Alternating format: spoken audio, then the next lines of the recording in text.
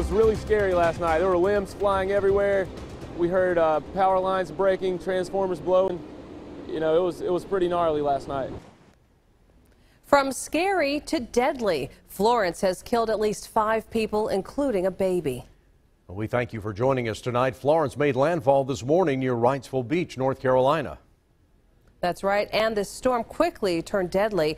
We have video to show you from Wilmington, which is where a mother and her baby died after a tree fell on their home. First responders took a moment and said a prayer for them. The coastal community of New Bern, North Carolina, has been overwhelmed by Florence. Officials there say more than 300 people and their pets have been rescued since last night. The city has more than 30,000 residents, but not all of them decided to leave. Now we have a look at what the winds from Florence did to this building. Just ripped the roof off the place, a liquor store there in Cumberland County, North Carolina. You see all the debris just strewn around on the ground. Well, Florence is now a tropical storm, but still very much a threat as it makes a slow march across the Carolinas, and it'll continue to dump plenty of rain. Your forecast first is beginning right now with meteorologist Malachi Rogers. Malachi. All right, thank you very much, Tom. And we were looking at that loop. That last image there looks very promising, but that's not quite true. What we're seeing is that it looks like the radar site may actually be down in that last loop. But what we're dealing with right now is a tropical storm, 65-mile-an-hour winds, about 15 miles to the west-northwest of Myrtle Beach. And now it's starting to move to the west-southwest at about 5 miles an hour. So the forward speed has picked up just a bit, but it's still producing heavy, gusty winds. This is what I was talking about as we take a look at this last frame there. You see how that circle is there? I think what happened is the radar site actually went down, but we're still dealing with a lot of rain across the PD coastal areas of South Carolina and the coastal areas of North Carolina as well, right along the PD region there. We wanted to show you where those showers were, and the rain continues to fall, and we're going to continue to see this heavy rain with this current track. Moving at about 5 miles an hour, this continues to be a heavy rain maker along the coastal areas of South Carolina and North Carolina. The forecast track continues to dip it a little bit farther south, so picking up on that southerly turn. Look where Columbia is. The storm by tomorrow morning and into tomorrow afternoon is still south of Columbia. So it's not going to be until Saturday evening, early Sunday morning, I should say, that we start to see the impacts of the storm in the upstate and western North Carolina as it continues to race past the area by late Sunday night and Monday. So what we will see Saturday, low chance for flooding, but gusty winds will be a big issue during the day. We'll see those flooding chances go up as we head towards Sunday. Monday we'll be dealing with some gusty winds, but those are starting to die down. And Monday looks to be the day where things start to rapidly improve as we will see lower rain coverage. We'll see the rain moving out, but the flooding concerns stay with us. So any rain that has fallen has the potential to start flooding some rivers at that time. Well, as folks begin to call this day to an end, what good news is there about this storm? A couple of good things right now. The forward speed is picked up, so it's starting to move out of North Carolina, those areas that it has flooded, and it is starting to weaken just a bit, which we love to see. So the impact should be a little bit lesser as the storm continues to weaken over the next few days. That is good news. All right. Thank you, Malachi.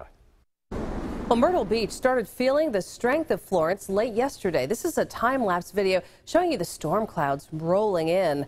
Of course, 7 News reporter Ben Hoover has been tracking the deteriorating conditions there at the beach for us for days now. He has the latest from the Grand Strand. We are now to the point where we are seeing hours and hours on end of this heavy, heavy rain coming from Tropical Storm Florence. Earlier today, we started to see that first flooding along Ocean Boulevard, right there at 21st Avenue North, right there in front of Breakers Hotel. Right now, we have about 60,000 power customers without power tonight in Horry County. Horry County officials and Myrtle Beach officials updated us on the status of reports. They did not consider this too bad, considering the size of this storm. About 60 reports of damage to structures, some trees down in the roadway, and some damage to the roads here in Myrtle Beach proper. They are expecting inland flooding for the next few weeks from this big rain event that Tropical Storm Florence is bringing to this area. As I've been reporting all throughout the day, Horry County, the Horry County Police Department and the North Myrtle Beach Fire Department earlier today, the conditions they said have become too dangerous for public safety crews to respond, so they were limiting and slowing down on their responses. The curfew is back in effect for Myrtle Beach tonight. It's been in effect since 7 o'clock tonight until sunrise tomorrow, right around 7 a.m. As we heard from Governor McMaster earlier today, of course, he was saying that Hugo wasn't like a rocket. This storm is going to be with us for a while. They are expecting anywhere between 15 to 25 inches of rain in the Grand Strand and the PD. That could be major to catastrophic flooding in the PD as this storm continues to move up into the Midlands all throughout the day on Saturday and then into the upstate on Sunday. We'll be here all throughout the day tomorrow on Saturday, bringing you the latest here from Myrtle Beach. Reporting in Myrtle Beach, Ben Hoover, 7 News. A curfew is in place in Myrtle Beach, they say, until 7 o'clock in the morning. Governor Henry McMaster and members of the emergency operations team continue to work around the clock to make sure resources are in place to keep everyone safe. 7 News' Georgia Reed Godfrey continues monitoring the situation in South Carolina from the Emergency Operations Center in West Columbia. She's joining us live with the very latest information. Georgia Reed. Yes, that's absolutely right. It's still just a waiting game here at the Emergency Operations Center while officials wait for those emergency response calls to come in. But there are tens of thousands of people here in the state responding to what is now Tropical Storm Florence. Each group is divided into a specific support function, so things like transportation and public safety and security. On that public safety side of the conversation, 450 state law enforcement officers are already in those areas that had to be evacuated to keep an eye out on those left behind homes and to watch out for looters. Governor McMaster says officers will have no mercy and spare no quarter when it comes to enforcing the laws. The Department of Natural Resources has 200 officers on standby for areas that are expected to flood in the next 48 hours. But emergency management is also playing a crucial role in all of this by being the hub for preparation and response. We're looking, our planning teams collectively are looking at distinct possibility, especially in the PD where some of those counties internally may become isolated due to the floodwater. We're coordinating with those counties to pre-stage food, water, and fuel in advance of the floodwaters. And then we're also developing plans to continue resupply after the floodwaters have arrived. The Department of Natural Resources says its officers are ready to evacuate residents at the last minute if they need to, even if it's by boat. And right now, swift water rescue teams are already positioned in several towns and counties along the coast. Live in Columbia, Georgia Reed Godfrey, 7 News. Georgia Reed, we're hearing tonight that some of the shelters that were open for coastal evacuees have themselves lost power. What are you hearing about that? That's absolutely right. In fact, if you see behind me here on this map, it kind of has an outline of power outages in different regions and counties here in the state. And if you see here over here on the coast, it's kind of all red. Some of those percentages, almost 70% of people in that area without power. As a result, some of those shelters have lost power as well, including 3 in the Williamsburg area, which is over there along the coast. So it's kind of expected, and they're working on backup generator right now. All right, hopefully that's fixed as soon as possible. Georgia Reed, thank you. A shelter's up and running here in the upstate, too, in Spartanburg County. 7 News reporter Nikhil Smith takes us inside. Cots line the High Point Academy Center in Spartanburg County, awaiting people needing a place to lay their heads. We don't know what the storm is going to bring in terms of impact to the upstate. The American Red Cross wanted to be prepared just in case, opening a shelter in partnership with government agencies like the Department of Social Services and National Guard. We're going to be just acting as physical security. Lieutenant Colonel Ted Button called from his day job to be of service. And it's another chance to help the community. He's also a volunteer with the Spartanburg County Community Emergency Response Team, or CERT. Provide resources for the evacuees or even maybe local residents here, depending on what happens. People can also bring their pets to the shelter to help make sure they're safe too. Our Disaster Animal Response Team Division and our Sheltering Division working. Work being done by volunteers, giving their time to help someone in need. We have blankets and we'll have snacks and water. A team effort to have a safe and dry place for families to ride out the storm. People should not be afraid to come based on who they are. We accept anyone regardless of your citizenship status. We are open to all. Reporting in Spartanburg County, Nikhil Smith, 7 News. The shelter will be open for as long as the community needs it. Meantime, Miracle Hill Ministries opened 4 emergency shelters in the upstate. Polk County is opening a shelter Saturday beginning at 3 o'clock at the Polk County Middle School. The Greenville Police Department is doing its part. They're gearing up to serve you this weekend. They are deploying 16 extra officers to respond to calls. And the Emergency Operations Office is going 24 hours a day, starting at 8 a.m. tomorrow. As the upstate feels the effects of a tropical storm, the police chief is urging people to drive slowly, turn around if you see any standing water in the road, and call 911 if you need help. Whether trees take down power lines, whether trees land on homes, whether they block roadways, or water levels rise in low-lying areas, if you see that occurring, just dial 911 and let us know. Chief Miller says the Emergency Operations Center will continue to go 24 hours a day until the threat subsides. A local animal shelter is doing its part to help the four-legged evacuees. Greenville County Animal Care is taking in dogs from coastal shelters. They're also bracing as Tropical Storm Florence is set to hit the upstate. 7 News reporter Ann Maxwell with more.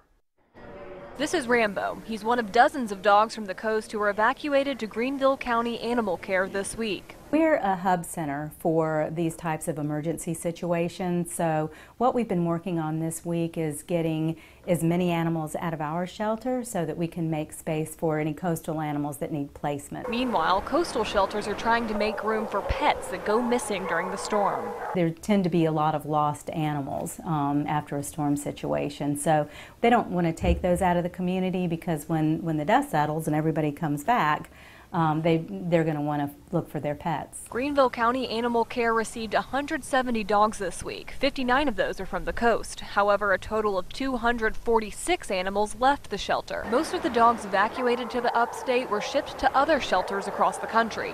The rest of the outgoing dogs were either adopted or put into foster homes. We saw a post on Instagram that they were looking for people to foster dogs for the hurricane. So we figured we'd come and help out. She says people have really stepped up. There usually aren't this many empty kennels at Greenville County Animal Care, but there are still around 450 or 500 animals here looking for a good home, including Rambo, and the shelter is trying to make even more space as Florence approaches. You want to do as much prep work as you can in terms of creating space, because we don't really know what to expect until the storm hits and what the need is going to be following that. In Greenville, Ann Maxwell, 7 News. Paula Church says their goal is to partner with other shelters to save as many animals as possible. Well, an upstate brewery wants storm victims to stay hydrated, but not with beer. Cyclops Cidery and Brewery in Spartanburg wants to provide water. That business is filling some of its tanks with clean drinking water. Owner Colby Garrison says they can have as much as 800 gallons of potable water for anyone who needs it. They say it's just in case the storm causes any outages.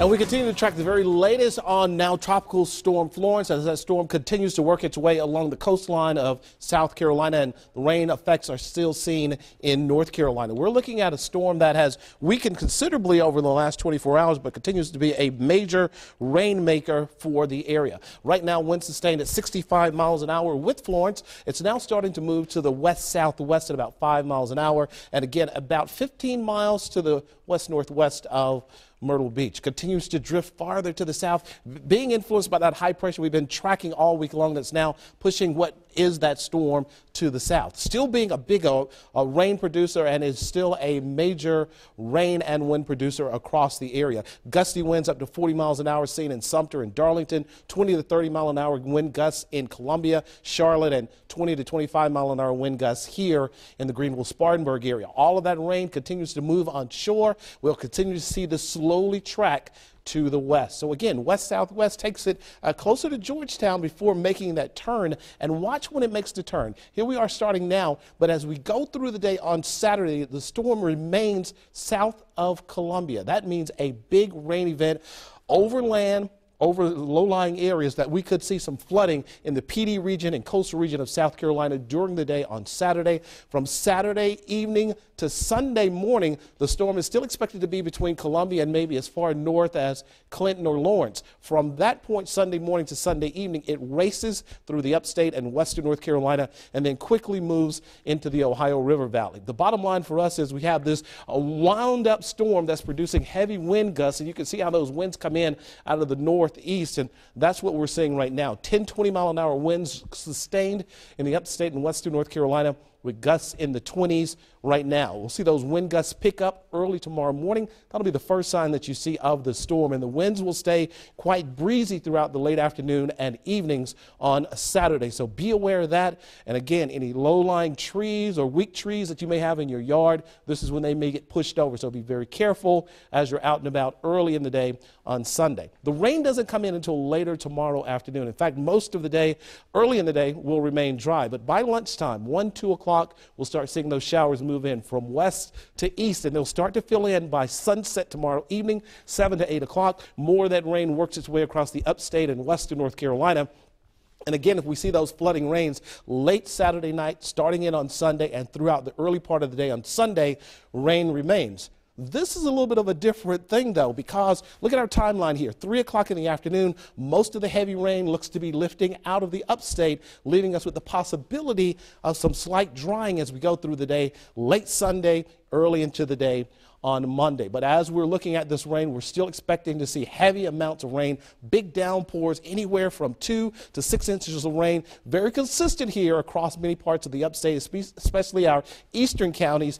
But back to the west, we'll see 1 to 2 inches of rainfall expected with this storm. And because of that, we have a flash flood watch in effect for the area starting tomorrow morning and lasting through Monday. So the bottom line is this: Saturday will start out with a little bit of sunshine, but clouds move in fairly quickly, gusty winds throughout the day, and a few rain bands. The heavy rain moves in late Saturday night throughout the early part of the day on Sunday, and that's where our flooding concerns start to increase, but the winds start to ease, and we'll start to see an improving forecast as early as Monday. We'll see a nice bounce back. Monday temperatures in the 80s. Starting next week, a lot warmer and drier for both the upstate and the mountains. But late tomorrow and into Sunday is when we expect to see the effects of Florence in the upstate and the mountains.